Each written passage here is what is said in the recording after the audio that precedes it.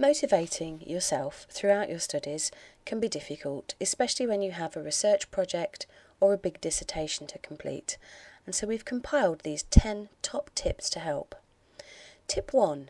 Decide why you might suffer from procrastination and make attempts to address it.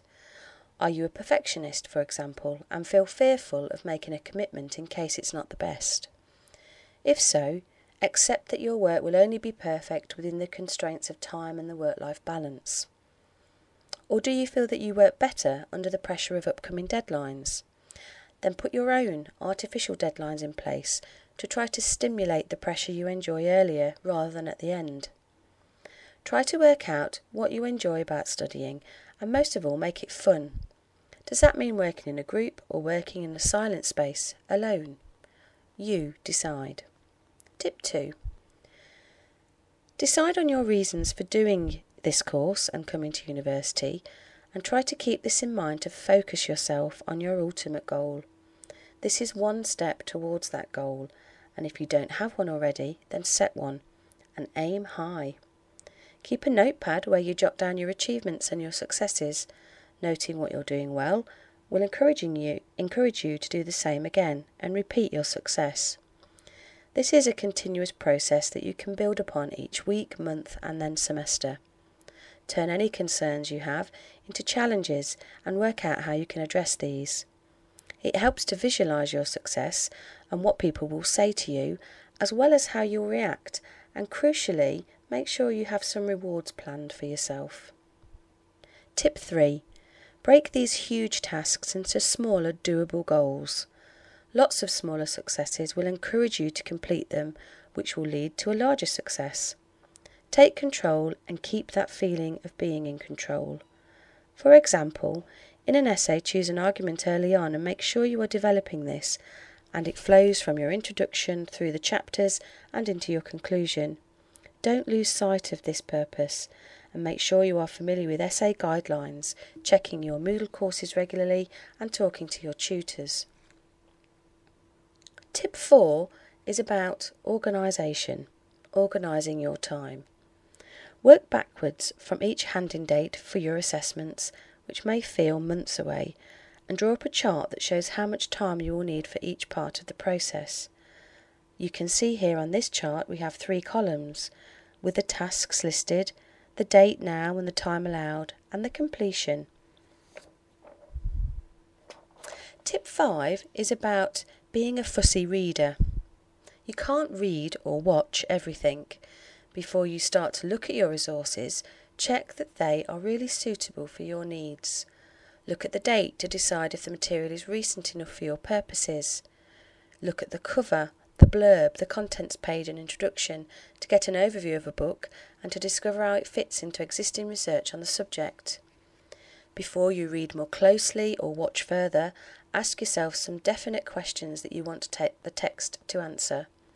Try to follow the main points of the writer or the author's argument without getting distracted by too many details. Tip 6. Ask for help, preferably before you need it. You can ask the library staff, for example, to help you with your research. They can advise you on keywords to search for and how to combine keywords together to expand or limit your research. Learning support tutors in student support services are happy to chat through your essay plans and structures.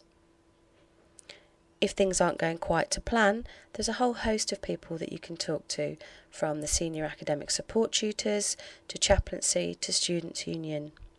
Your tutors on your subject are also happy to clarify or share ideas. Why not get the best advice that you can before you actually start to struggle? Tip 7 is about keeping a folder with dividers to monitor your progression. You can print off your work and pad out your folders as you go. It's very motivating to have that sense of achievement with those things you've printed off. Keep a front sheet with the different sections listed and the final word count for each. Cross off words as you go, keeping a tally of what you've achieved and what you've got left to achieve. Tip 8 is about taking effective notes. So when you are taking notes, avoid copying out large chunks of text. Try to summarise those key points in your own words. Keep a record of the resource and the page number or the time that it was on a video so that you can find the information again easily. You'll need this to make sure that you reference correctly and don't fall foul of plagiarism. If you stick to the main points in your notes, it will be easier to compare information by different authors on the same topic. You could colour code your notes for different sections of the course or the assignment title and label each section clearly. Tip 9 is about organisation. Make a plan for each essay or assignment. You could use the software program Inspiration, for example, where you can map out your ideas in a mind map, spider diagram, or you may just prefer bullet points.